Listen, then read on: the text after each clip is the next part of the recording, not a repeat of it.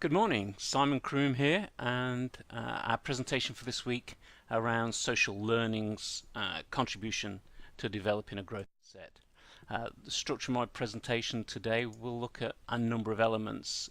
Firstly, looking at how learning theory and the paradigm for learning theory has shifted from a behaviorist to a constructivist perspective. I want to dig a little bit more deeply into two of the dominant schools of constructivism, Bandura's self-efficacy theory in particular, and Vygotsky's developmental theory, and then finally bring in Carol Dweck's notion of fixed versus growth mindsets, and then look at how do we apply those social learning concepts we've explored to developing a growth mindset in the classroom. So let's think about the antecedent concepts for learning theory. Certainly, if we go back to the middle and early part of the last century, a lot of the behavioral approaches to psychology and development impact on how learning was considered. And as a child of the 60s, I certainly say a lot of my schooling, not all of it, but a lot of my schooling was very much influenced by a behavioral paradigm. So it's about observable behavior, stimuli and response mechanisms, i.e. in my French classes it was all about rote learning and recitation out loud and conjugation of verbs. I still can't speak French, which tells me something about the stimuli response approach. That conditioning is central, much in the ways we saw from Thorndike and Pavlov, and I'll mention Watson and Skinner here as well. Those conditional, kind of intrapersonal approaches to development and learning, and that underlines the criticisms of this school of thought, that it kind of ignores an individual's cognitive processes and it ignores observational learning. And this is where constructivism comes in. First and foremost, it's really recognizing that learners take an active role in their learning. They're not passive. We're not, salivating at the sound of a bell. Although we may do, it's we've got to look at how the individual approaches our learning, how it's socially constructed. In other words, the environment in which we live, learn, work is pretty important. How we process information, how we see behaviours modelled, how our learning is modelled with our peers and with our tutors and with our parents. As we'll see in a minute when we talk about Bandura, that vicarious learning was pretty important. We learn through observing others. And for me, probably the most important part of this is the role that positive or intrinsic attitudes have upon the success of an individual learner. And then we'll talk a little bit about the notion of goals, the distinction between stretch goals and how that helps individuals to develop. Major contributors, and we're going to talk about Bandura, Vygotsky and Dweck shortly, but we should also acknowledge Robert White's role in the 50s, talking about intrinsic motivation that Ryan and Decky have exploited considerably or expanded considerably. Susan Harter, and the importance of the development of the self-concept that helped inform Dweck and helped inform Bandura, and then Seligman's notion of learned helplessness, which is fascinating, and we cover it in next week's class, but important part of this. Liu and Matthews argue that we've seen a significant shift in the paradigm in educational philosophy from the behavioral school towards this constructivist school, and I guess that's at the heart of this presentation. So let's think a bit more about the constructivist approach.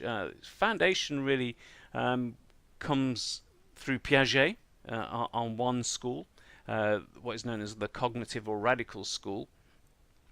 The notion that individuals develop their theory of knowledge in an idiosyncratic way, individually.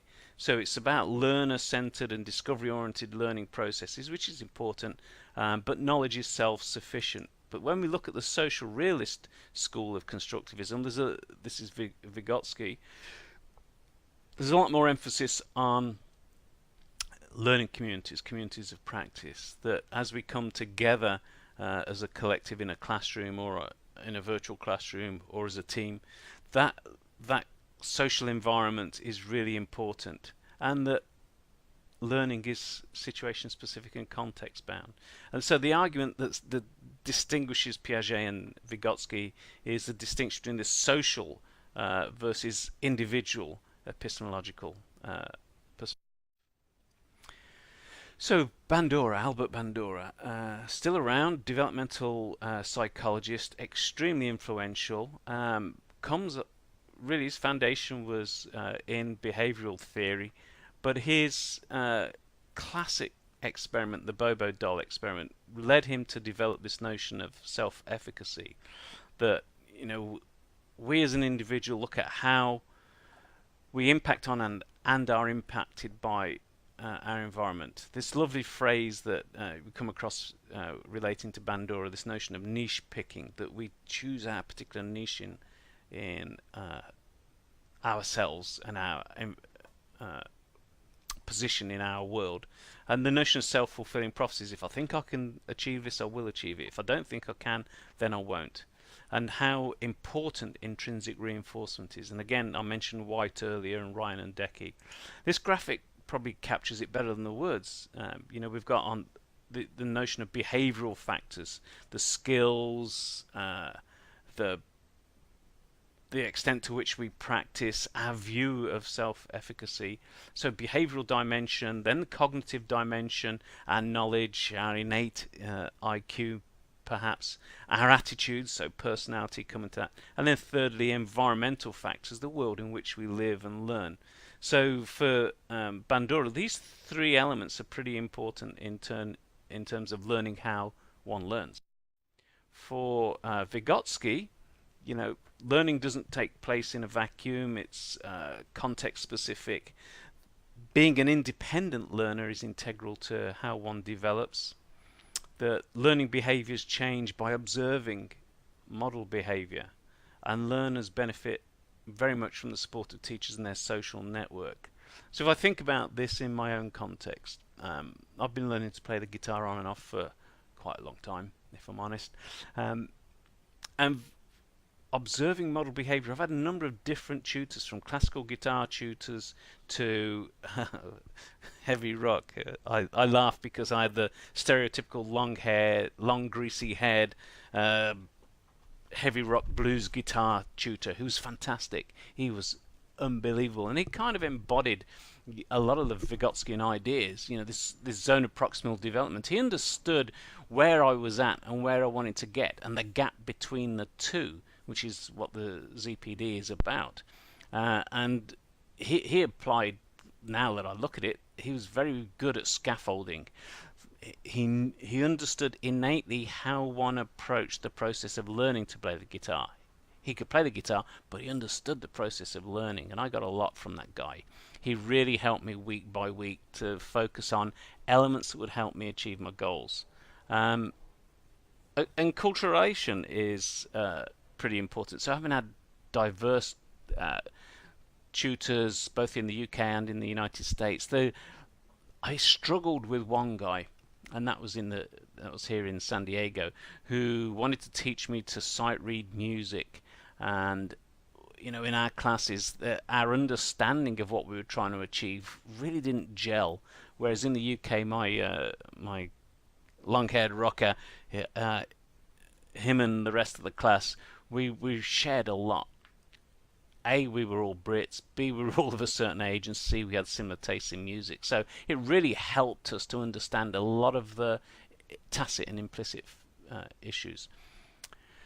This concept of discourse here, the importance of language, meaning, and use of words, that's really powerful, both as a way of tutoring, but also as a way of learning. I tend to read out loud if I'm struggling with some concepts. By struggling, either I don't understand them or it's just not going in because I'm distracted. So the way and the nature of the way I speak and the nature of the words are really important. And then this conscious awareness.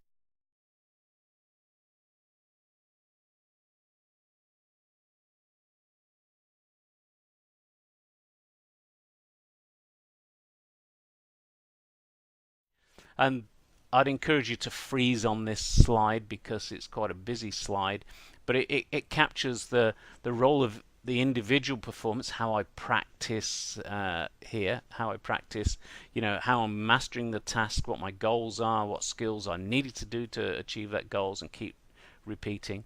The role of the teacher in helping me, providing assistance, and the scaffolding. Do I understand music theory? Do I understand scales? Do I understand the relationship between chords and scales and notes and harmony and so forth? So this, to me, this is a really nice model. But as I say, I'd encourage you to freeze on it to absorb a little bit more of the content. And then we come to Carol Dweck, who I think is phenomenal. Carol Dweck, in particular, contributes a lot to the process of learning, and I'd encourage you to look at some of her TED Talks or YouTubes, because she's also a compelling presenter, mesmerizing. You'll see what I mean. So she talked about fixed mindset, the idea that people come at a learning experience and say, well, either you've got it or you ain't. John McEnroe is the example she cites. He has an innate talent for tennis. But he believed he'd got this innate talent. He'd always been praised highly. The American culture, from my observation, is very much about praising people's performance rather than praising their effort. The result matters more than anything else. It's the ends justify their means. And that's what a fixed mindset is about. The effort doesn't make a difference. You either get it or you don't. An innate talent is to be lauded and rewarded. But what Dweck says is, well, if we look at the growth mindset, the brain has plasticity. You can always grow and learn, which to me is very heartening. That maybe I can develop my cognitive powers rather than just see them decline. That brains and talent are just the starting point, and it's really about enjoying the effort and enjoying the process of learning. Significant difference between this fixed mindset and this growth mindset. It's like the engine that could, I know I can, I'm sure I can. And she, in her publications and in her book, and I found a keynote presentation she gave to the Association of Independent Schools in Australia, she talked about some of the experiments that her and her team have carried out. And here's one where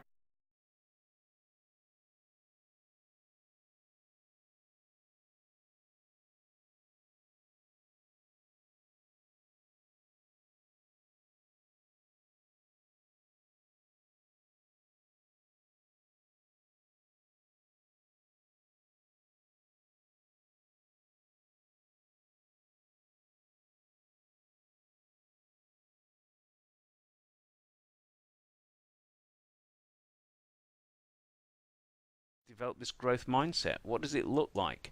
Well, first and foremost, it's about positive attitudes towards learning and growth. It's understanding the role of effort, and it's about confidence and effectiveness in the face of challenges and setbacks.